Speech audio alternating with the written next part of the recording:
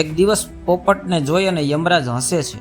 આ જોઈ પોપટ ડરી જાય છે. નક્કી યમરાજ મને ઉપાડી લેશે.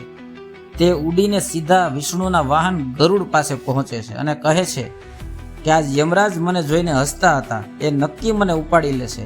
તમે યમરાજ પાસે જાઓ કે વિષ્ણુ પાસે જાઓ, પણ મને બચાવો. આ સાંભળી અને ગરુડ તેને પીઠ ઉપર બેસાડી 7 સમંદર પાર એક ગુફામાં મૂકી આવે છે અને કહે છે કે થોડાક દિવસ તું અહીં રહે, અહીં કોઈ નહીં આવે. પછી તે યમરાજ પાસે પાછા જાય છે અને કહે છે કે તમે પોપટને જોઈને હસતા કેમ હતા? તે ડરી ગયો.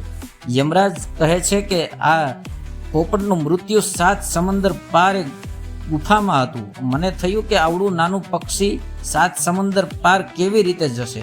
ત્યાં તો પોપટની આત્મા આવી જાય છે. તે ગુફામાં એક સાપ રહેતો હોય છે. એ સાપ આ પોપટને મારી નાખે છે. એટલે મિત્રો, આપણે ગમે તે કરી લઈએ, કદાચ 7 સમંદર પાર ચાલ્યા જઈએ, પણ જે સમયે મૃત્યુ નિશ્ચિત થયું હશે તે સમયે મૃત્યુ આવીને જ રહેશે.